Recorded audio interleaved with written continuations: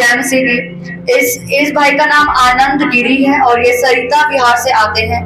इनका बैकग्राउंड है कि ये पंडित ब्राह्मण परिवार से ये आते हैं और इनकी गवाही ये है कि ये पिछले 2013 से चर्च जाते थे। सरिता बिहार में ही इनको किसी ने, इनके दोस्त ने प्रभु यीशु मसीह के बारे में बताया था। ये आश्रम की जगह पे किसी चर्च में जाते थे और इनका जो जीवन था वो जीवन बिल्कुल पाप से भरा हुआ था, जिसमें व्यभिचार, हस्त मैथुन, वासनाएं, गुस्सा आना, हर तरीके से चिड़चिड़पन होना।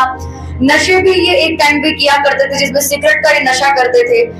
कॉलेज की गलत संगति की वजह से इनको गलत दोस्त मिले और गलत दोस्तों की वजह से ये उस सारे पापों में पिछले 12-13 साल से थे और इनका कहीं पे भी छुटकारा नहीं हो रहा था। घर वाले भी इनसे झगड़ा करते थे क्योंकि इनको गुस्सा आता था और आलस रहता था, किसी काम में मन नहीं लगता था, या तो वासना में मन लगता था या फिर अपने आप के साथ ही कोई ना कोई गलत काम करते थे। उसके बाद इन्होंने इस चर्च के बारे में YouTube पे देखा, YouTube पे वीडियोस को सुनना शुरू किया। इस चर्च को ढूंढते हुए जब ये यहाँ पर आए, इनका कहना है कि जब से मैं इस चर्च में पहली बार 8 सितंबर 2024 में मैं पहली बार इस चर्च में आया और मैंने इस चर्च की मीटिंग्स को लगातार अटेंड करना शुरू किया। जैसे जैसे मुझे चर्च में बताया गया कि आप प्रार्थना करें, बाइबल पढ़ें और फास्टिंग में बने रहें, ये वैसे वैसे चलते रहे। इनकी गवाही ये है कि 11 साल से जिस पाप में, जिस बुरी लत में, जिस गुस्से में, जिस गंदे जीवन में ये अपनी जिंदगी को गुजार रहे थे, जिस वजह से इनका परिवार भी परेशान था, पूरे 2 महीने से जब से ये इस चर्च में आ रहे हैं, इनको प्रभु यीशु मसीह ने पूरी तरह उस पाप के जीवन से बाहर निकाला।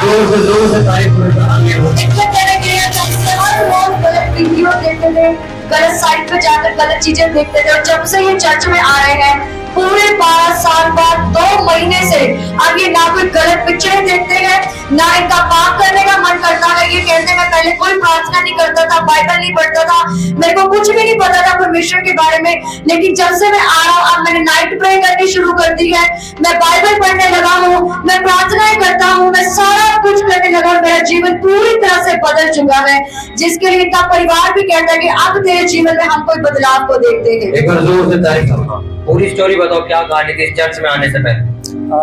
जी पूछिए बात। Praise the Lord everyone.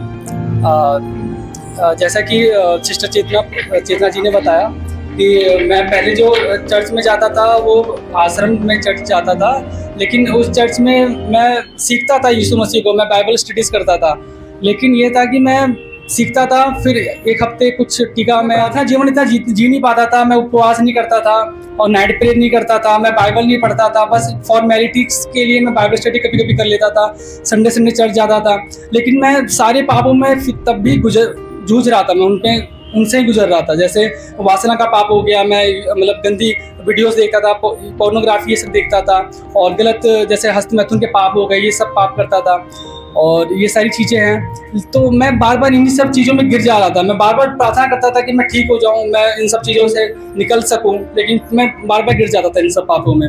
लेकिन जब से मैं इस चर्च में आ रहा हूं, पास्टर यशपुरी जी के चर्च में आ रहा हूं, तो मेरी फिर से वो फीलिंग दोबारा मेरे पास आई नहीं। जब मैं इस चर्च में 8 सितंबर से आया, क्या होता था? पाप बताओ, क्या होता था? जी, पाप में जैसे कि वही मैंने जैसे बताया, वासना वाला पाप आता था, व्यभिचार वाला पाप आता था, पिक्चरें देखते थे, जी लोग तो पाप करते थे। हाँ जी। तो आप कितने साल से कर रहे थे? मैं ये तो मतलब 15-16 साल हो गए, स्कूल टाइम से करता था। 15-16 साल से आप पाप कर रहे हो। चर्च में कितना टाइम हुआ है आप? अभी मुझे लगता है 1 महीने के लगभग हुआ है, 8 सितंबर से आ रहा हूँ। 1 महीने से आप चर्च में आ रहे हो? जी। अब 1 महीने से आपके साथ क्या है वो बताओ।